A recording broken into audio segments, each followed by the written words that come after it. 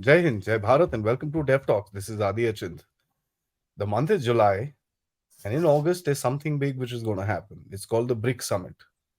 A lot of politics behind it. Putin getting arrested, to the whole India being, trying to do something in that, to the whole narrative about the BRICS currency, or them redesigning the financial world order, and this and that and the other. There's a lot of tamasha which is being spoken about this particular summit. I wanted to make a little sense of all this stuff. What is exactly behind this? What is the geopolitics behind this? What is the Indian strategy, and how are things going to pan out as we come close to this BRICS summit? So let's begin the coverage of this big, big event that is going to take place in August with Brigadier Arun Sahgal. Sir, good to have you back, and welcome to the show, sir. Thank you. Thank you very much. I'm glad to be back. I've been a little unwell because after my couple of travels back to back, I've picked up some viral infection. But now Oh I'm my. up and about. Okay, so on the basic issue, BRICS is the current flavor these days. Everybody talking about BRICS. This, BRICS, that. You rightly said. But let me try and put a perspective on BRICS. Where is this whole idea of BRICS is gaining currency? The first point we have to understand is that Ukraine war and the stance of the what are called a Western alliance system and the way they have sanctioned Russia and the way they are pressurizing China has created the divided the world into essentially two blocks. There is a Western bloc, which is the Euro-Atlantic alliance, and there is the Russia-China bloc.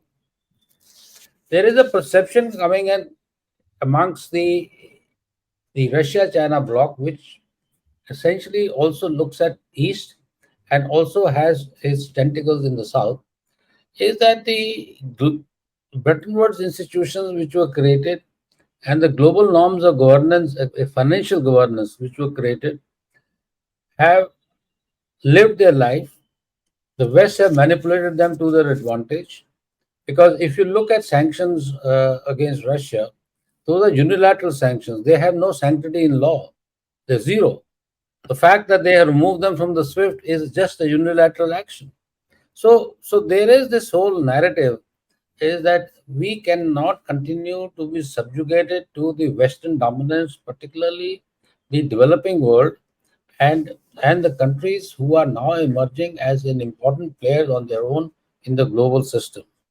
So the whole idea behind this is that in equivalence to G7, let's create a new system. So the emerging world got together. There were first four countries: Brazil, Russia, China, and India. And then the fifth was added, that was South Africa. Uh, Essentially speaking, it is an interesting part of this was that the BRICS, the Brazil was in Latin America, South Africa was in Africa. We had India, China in Asia, and then you have Russia in the Eurasian bloc.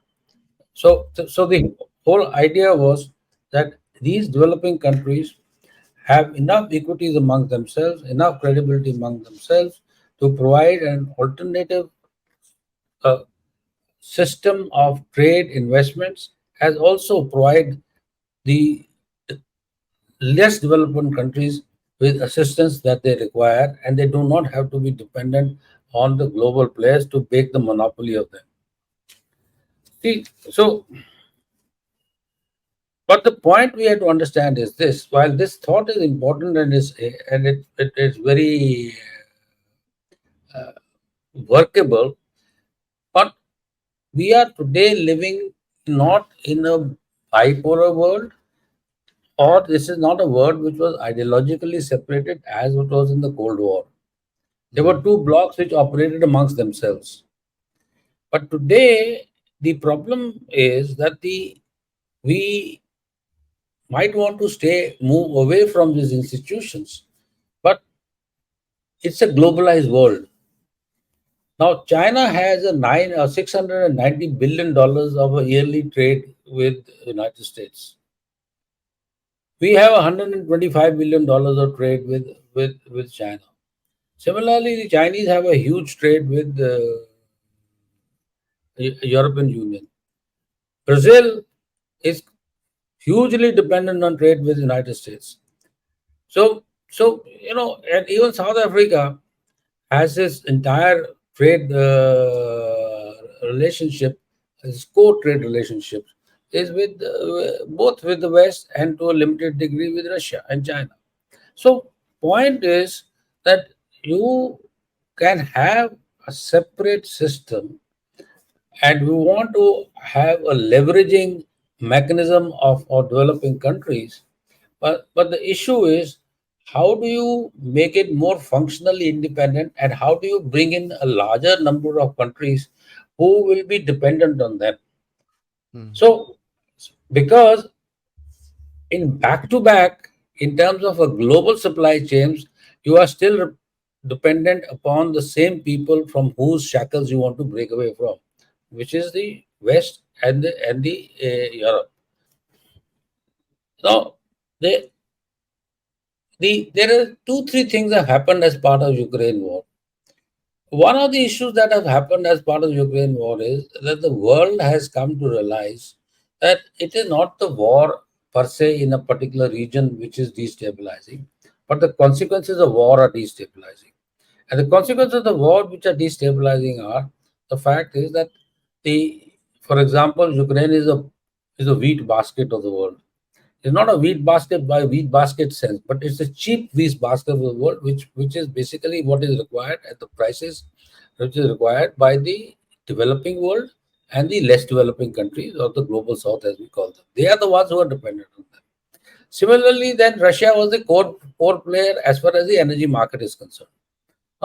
Now, if these two central elements of dependence of the developing world and the global south are are impacted, there comes a huge problem area as to how do we manage those resources, and how do we elevate their problems. And please remember, all this is coming at the backdrop of world which has just been coming out of severe COVID syndrome, and particularly as far as the global south is concerned, they have suffered the most because of denial of vaccination and the high prices of vaccination and the late delivery of vaccination.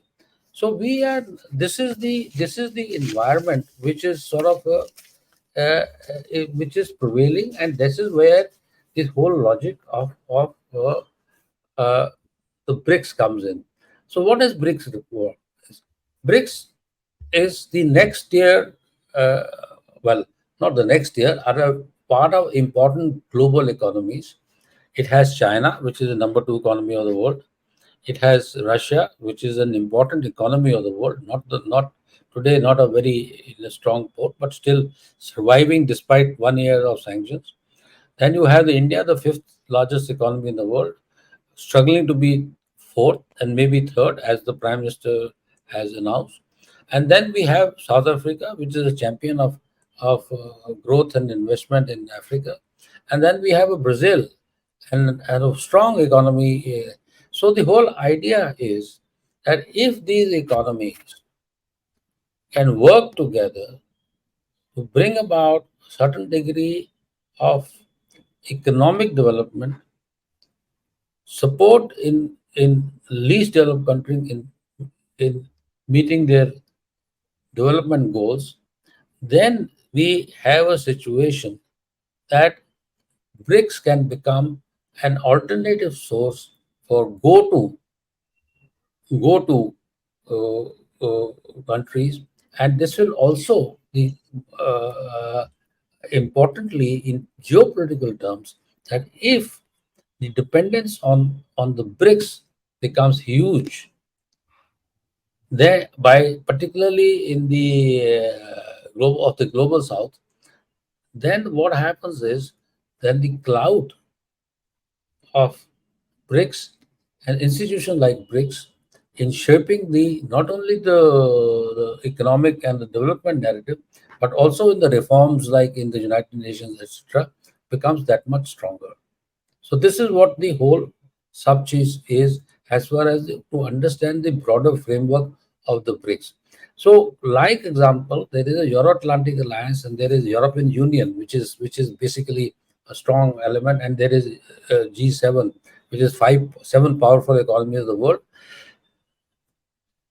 BRICS is also uh, a meeting ground of major growing economies of the world. And the important difference between the two is that while the Western economies are focused entirely in Europe and Atlantic, this BRICS is more widely spread, covering three continents: Asia, Africa, and Latin America. And here, the whole idea is that BRICS has a larger expensive region. So this is now I'll talk about contradictions and other things a little later. But this is what the broad issue is. Now, should you have any questions, and I'll come back to you.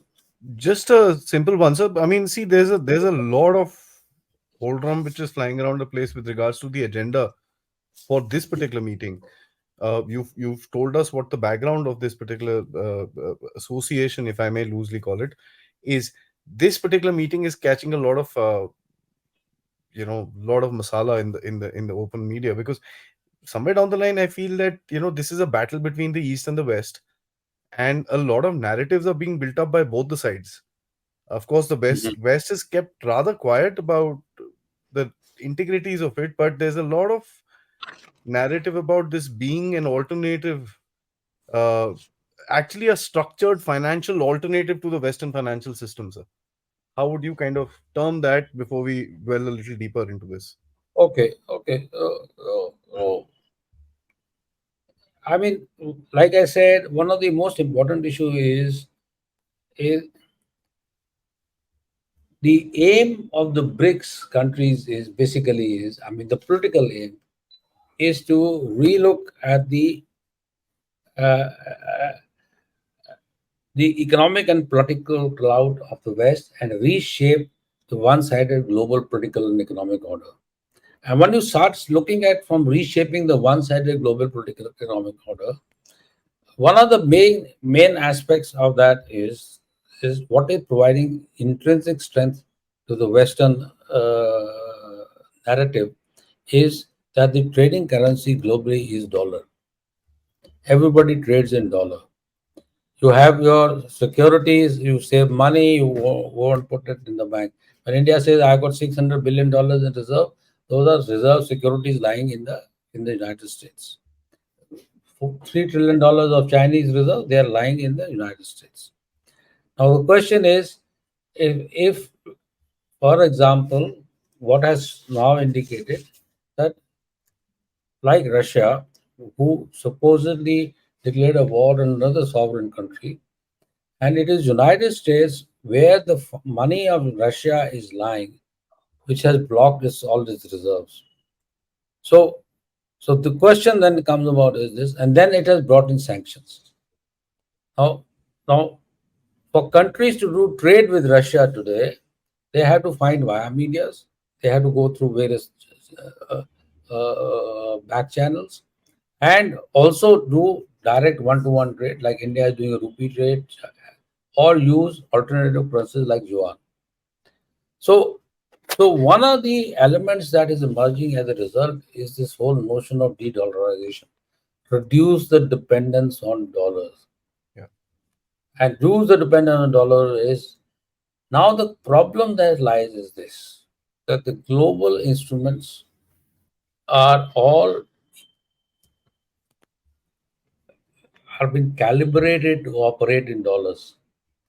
I mean, you have to have uh, uh, some kind of an arrangement until unless you have uh, you want to send money from say India to Australia, you don't send money to India and Australia in Australian dollars. You send in US dollars, and you pay the exchange rate differential.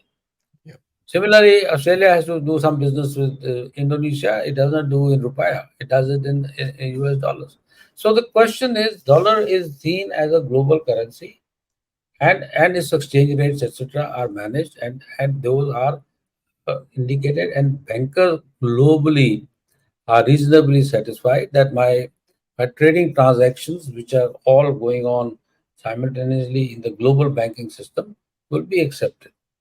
Now comes the issue of, and the SWIFT, as we all know, is a is a normal way of where you transfer money from one country to the other and through their banking channels, and from one denomination to the another global denomination, etc. But the problem which is coming up is this: is that if I were to buy oil from Russia, I can pay in rupees. Otherwise, we have, as in the case, because Russia is picking up a mounting rupees debt. Yeah. Mm. Now, the problem now comes about is this: is that Russia cannot take the rupees in the international market and buy goods from anywhere in the world. It'll because rupee standing is very limited. 82 rupees or 84 rupees is those thing. He says, I'll what do I gain? So what he for his interest lies is that if he can do a sort of a barter trade, in the sense that for the, say, for $100 million of rupees that he has got, he can pick up $100 million of goods from India. Now the question is, the trade between us and Russia was merely $15 billion before the Ukraine war. We were Mm. doing very little trade. Now it has gone up to 40, $50 billion because of the oil trade. But otherwise, we were having a very limited trade. We were not selling very much. So the next alternative is what? So next alternative is, okay, there is a country called China, which is the second largest economy, which is currency is called yuan. So you trade in yuan. Okay. So Russia says, you buy yuan from the Chinese and give it to me in yuan, and I'm happy with it. I can buy it from use yuan from buying goods anywhere else in the world except the West, because West also I can push them around and get them. But I'm happy with that. India is not very happy with that, because India says, why the hell should I? I got my own currency. So that's one aspect of this whole issue. The issue is, uh, and the second element, which is not openly talked about, is that if we are going to move from de-dollarization to yuanization, then we are basically switching currencies. Mm. We are not creating a more widespread or a multilateral economic system where multiple currencies can be exchanged. As you are aware, till Nixon was before Nixon's time, dollar was linked to gold. Okay, so now the whole idea was that you link the dollar to gold. As long as you change gold, you didn't care whether dollar was there or not. Dollar was bought from the gold. Okay, now there is you to buy from Americans, you bastards. Sorry, language. Please delete. But so the question that's worrisome today is this: is that if I move from dollar to yuan in a direct currency swap, then I am becoming more and more dependent on yuan. And given the kind of relationship that we have with the Chinese, why should I have my dependency on yuan? Second issue is how much of trade the Chinese on a bilateral basis, or even a multilateral basis, in BRICS, are the Chinese going to do in yuan? What Mm. is the level of trade? We don't do our trade with the Chinese in yuan. We do it in dollars. Dollars. Okay, because we are under no sanctions. So if, say, South Africa has to do a trade with China on yuan, what will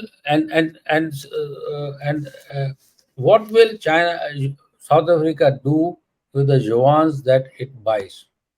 It can utilize the yuan, and that's a decision which the central banks will have to take, in terms of, say, if I got $100 million of yuan, can I buy $100 million worth of goods from China? Probably Hmm. $100 million you can buy. But if you have to go to $10 billion, can you buy $10 billion worth of goods? No. So I have. Then what happens is I got $3 billion worth of goods I purchased. I got $7 billion of yuan lying with me, or which are ineffective. What do I do with that? Okay. Next comes is, what about the smaller countries? Are they willing to trade in the thing? So India's stand basically is this: is that we have a central global currency called US dollars. De-dollarization is required, but we have to think through this whole process. How do we go about doing this thing? In the meantime, let's build up capacity and capabilities by using our own intrinsic currencies or doing trade. For example, India is very keen to promote a rupee oriented trade. Like you notice that one of the outcomes of the UAE visit of the Prime Minister is that we do trade in rupees. Correct. Very good. I tell you why it is good. It's very simple. The UAE government, for the expat population, will not have to pay them money in dollars. They will simply pay them money in rupees, Hmm. which they have collected as part of doing trade with India. You understand? It works well. It works very well. I mean, there are X amount of expats whom you pay, say, $10 billion. Otherwise, you have to create $10 billion worth of currency to pay them. Now, all you have to do is that India has run a surplus of $10 billion or whatever it is of rupees, which is lying with the UAE government. The UAE government just picks up that $10 billion worth of rupees and puts them in the Indian banks and says, this is the payment to Indian workers who are working with me. It works. Yeah? Absolutely. So this is how the whole system is. And there is one big political reason also. We are not keen, India is not keen to have a yuan dominated world replacing dollar dominated. We believe that we can operate with a Western oriented system, which is tried and tested, and we do not want to get involved in this new setup. So, what is going to happen is that there is the current indicators are that there will be a discussion. There would be a huge amount of discussion on de-dollarization, but it is going to be a de-dollarization is per se is a fallacy.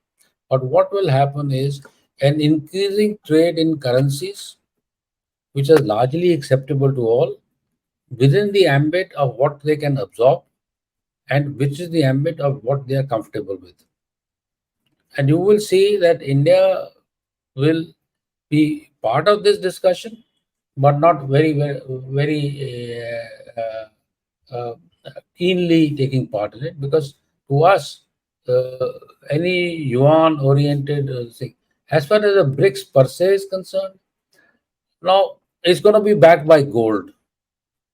Now, let me give you an example. We have a thing called the NDB, New Development Bank, which is part of the BRICS initiative. It's got I think about $100 billion corpus, Yes, etc., sir. etc. Hmm. 22 countries are part of it. See, here again, the who's pumping in money in the NDB is the Chinese. Money is Chinese, no. So it's one way of doing BRICS. BRI is through New Development Bank of the BRICS and providing loans and assistance to people. India is also taking loans. Huh? Incidentally, India has got 13 projects which have been sponsored, funded by the New Development Bank. And as you know, MV Kamath was the first governor. So the question basically is this: is that people have to learn to at least talk before they can start walking. And Mhm. in able to talk before you learn to walk, you have to understand the language. And so basically, what is going to happen in these discussions is preliminary discussions of how this will happen, how can we go about it, what are the limits of our collaboration, can we do currency collaboration amongst five of us, six of us, etc., etc. That's going to be the narrative. It's going to take come to no specific conclusions. Nothing of concrete is going to happen, but yes, we will get some kind of a direction. Uh, the I only hope the geopolitics of that is kept out to give it a some degree of credibility, because otherwise it's important issue. It's not something which we should not look at. It's important because it provides us with a multi channels of. So say for example, if I have to do trade with Iraq, why the hell should I go and buy dollars in the marketplace? Yeah? I should be able to do similarly with Iran. We have been doing trade with Iran, but Iran has wanted to do again the dollars. Why does Iran want dollars? Because see, the question that comes upon this is that if I do $100 trade and he can buy only goods worth $20, Hmm. $80 are a surplus which is available, which is an international currency. He can buy anything anywhere else in the world.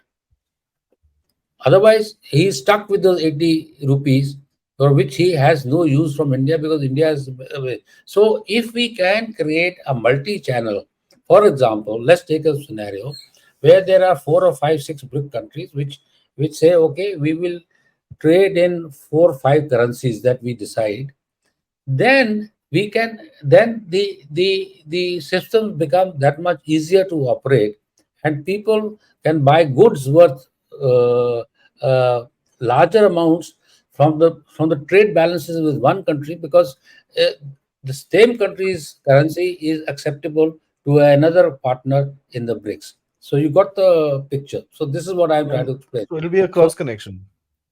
yes, it'll be it'll be like a multiple tiers. It's a hub and spoke kind of a system. There's a hub country which is spoke, and there's spoke, and then there are multiple hubs connected together to create a weave a sort of a matrix in which everybody gains, and you can use each other's currencies. But it Yeah. is not de-dollarization.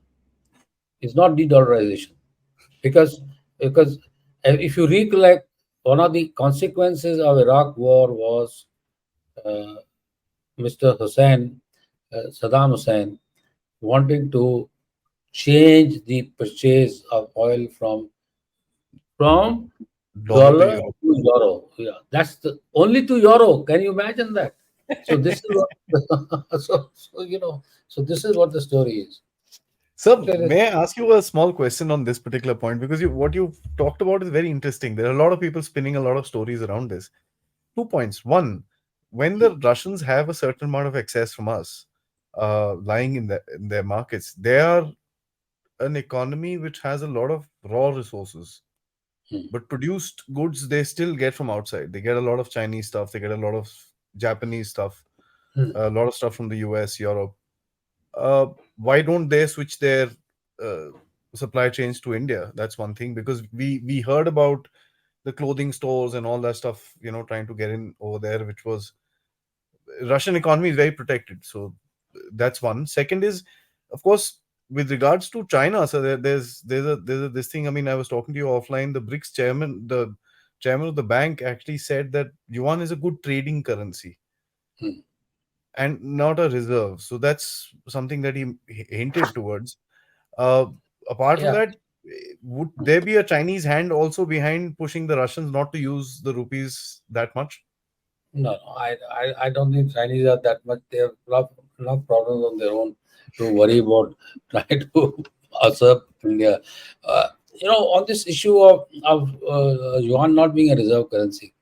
See, the question is, Chinese economy is not as globally spread out as the Western economy is. So True. be able to be a reserve currency. And the fact is that the Central Bank of United States, which is holding reserves, trillions of dollars of reserves, are Hmm. certifying them. I mean, they underwrite those reserves. Okay, so Hmm. the question is, there is a underwriting. the kind of opacity which the Chinese have, and what we have seen from them during the crisis, uh, uh, we cannot, nobody can trust, and therefore the proposal of the BRICS currency, which is called incidentally a BRIC, BRIC, BRIC, is to be backed by gold. So you have to put gold reserves to be able to support that currency. Now, here again, the BRICS problem lies is that the various countries who are members are not that rich to provide that kind of Good. gold to support their currency. So we'll have you'll probably have a start. It'll probably have a small start. You'll probably have a big currency with a limited utility value. I'm not an economist, unfortunately, but it's a fascinating field. So but the fact of the matter is this: that uh, yuan, as of now, is not structured to be a global currency. It's at best a trading currency. You can trade in yuan, etc., etc., but you cannot hold yuan.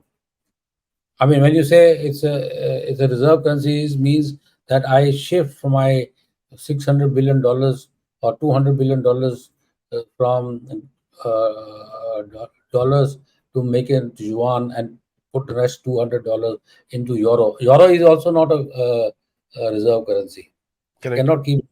So this is what the situation is, and and the sad part is that as Xi Jinping's rule lasts, uh, we are seeing a greater degree of opacity coming up in China.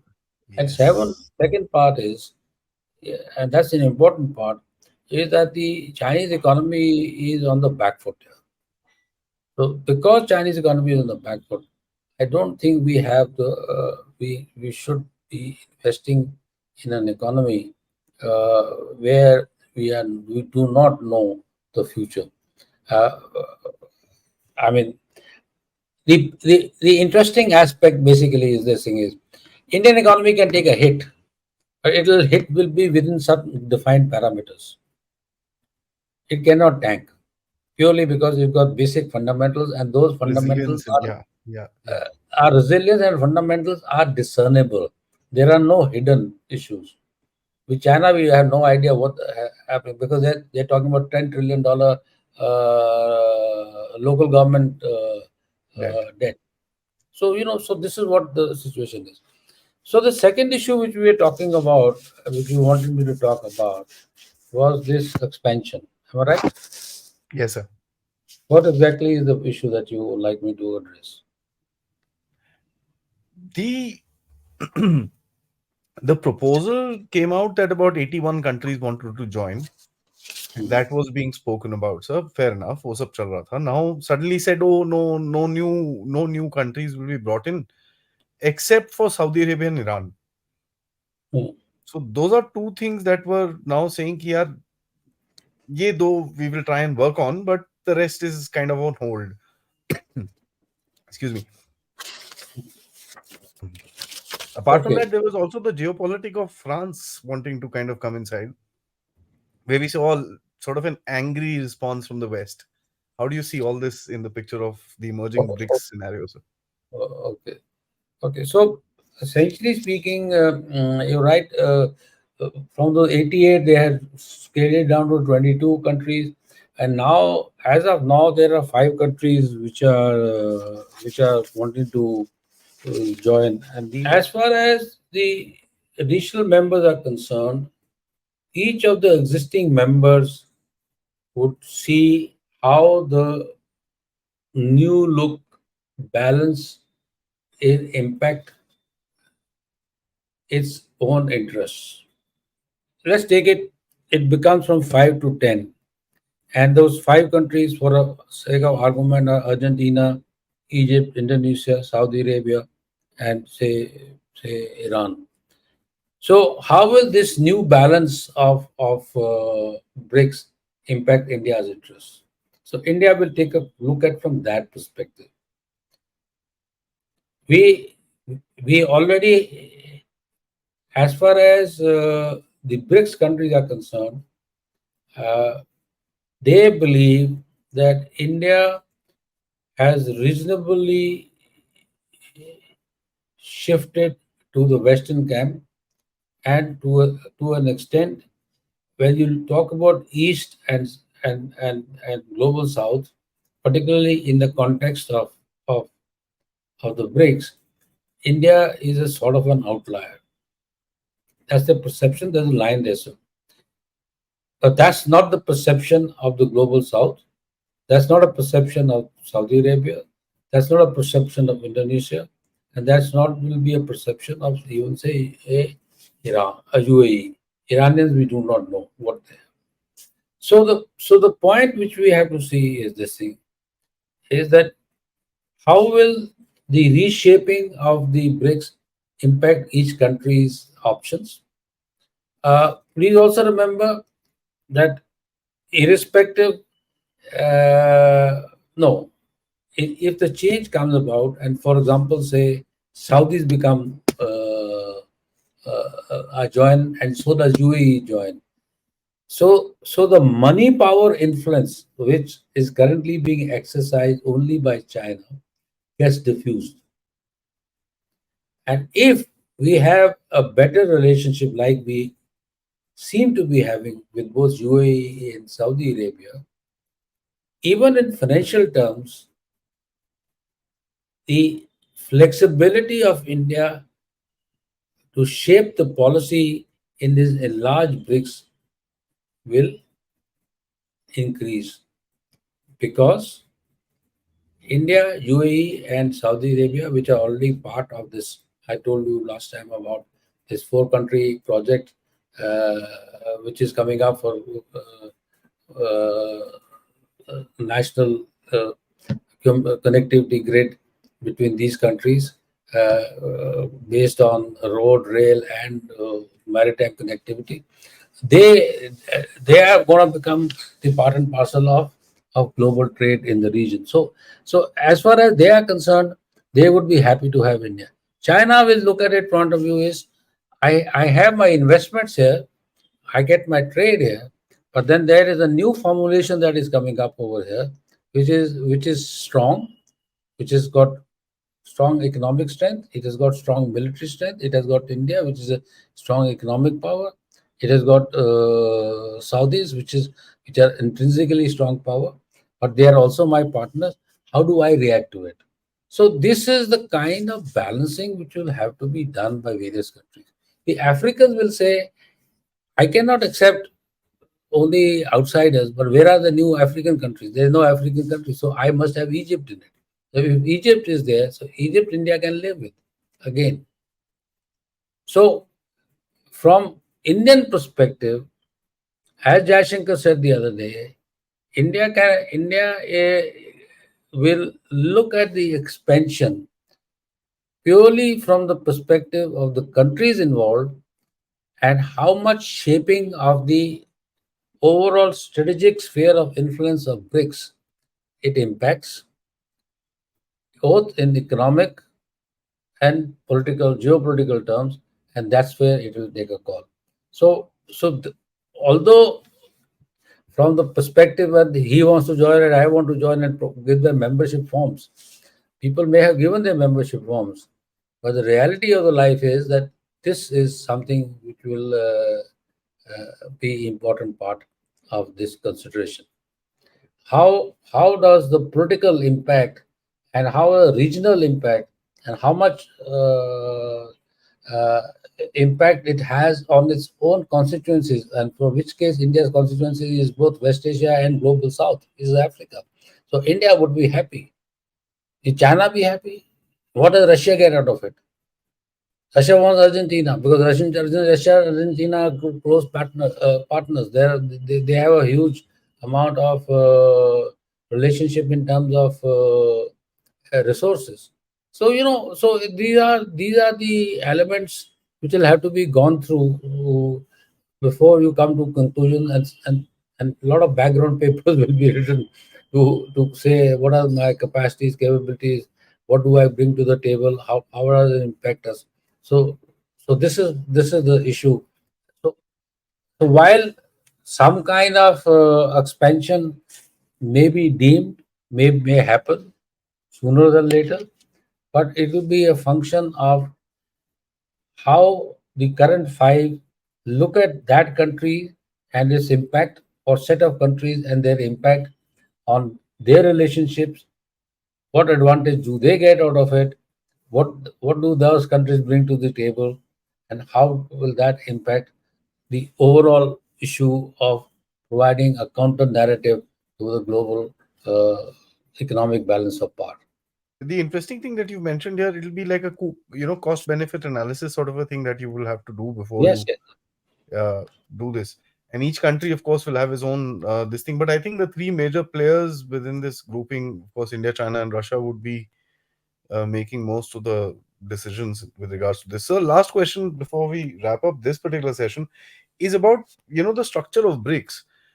When you talk about adding more countries and stuff like that, the entire charter, the entire setting, the entire the movement and the plan for the BRICS association will have to also change, because as a country or a regional power comes into this thing, it will have its own sort of expectations, own sort of a requirement, if I may. How do you think that will go forward? Because when you take countries like Iran, of course, there's a lot that is attached to Iran, as you very clearly mentioned. Uh, how do you think the charter of this particular association is going to go forward? And do you think India, with its bit of a reservation with regards to certain decisions, would be a very liked member in the BRICS?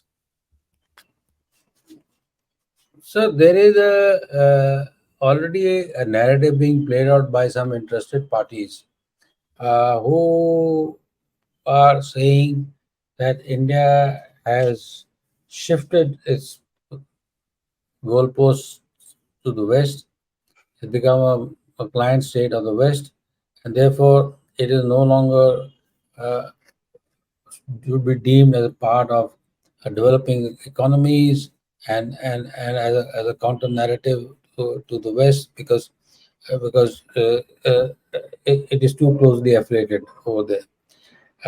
This narrative is basically coming from China. China, see, the issue is, uh, if the international monetary system and institutions and the multilateral system that exists today is being dominated by United States and the West. So the issue basically is this: how will the Chinese react? So Chinese want to create an alternative system which where they are the dominant player, and they are wanting to utilize this. And in that dominating role, they have today Russia on the side, because Russia is on the receiving end. So so India is seen as a spoil sport.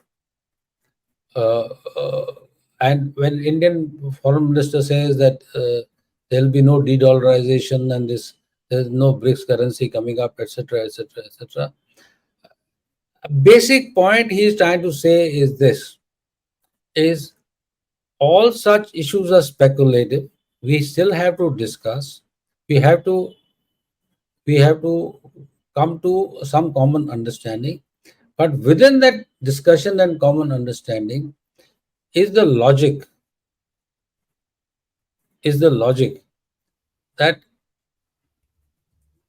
India Indian perspective is this: that India cannot allow an emergence of a new global system which is totally dominated by China, and which we know is an opaque society, an opaque governance system, and global institutions built on yuan, or any system associated with yuan alone, can be uh, uh, uh, acceptable or purposeful. We have agreed that in the IMF basket of currencies, yuan is there. It's true. We have accepted that. The world has accepted that. But the fact of the matter is that that's because yuan is backing it up with gold. It's not something. So if $3 billion loan has been given to Pakistan and it's also been underwritten by Chinese yuan, that's it. If Chinese will, if the loan is not repaid and it has to be reconstructed, then that will have to be paid for by the Chinese in gold. Nobody's Correct, going sir. to take Chinese yuans and say, here more printed yuan and take it. The only guys who can print money and mess up with the system are the Americans with their dollars. Who every time they go into a depression, they recession, they go and print more money. Of course, it has an impact on economy, inflation, etc., etc.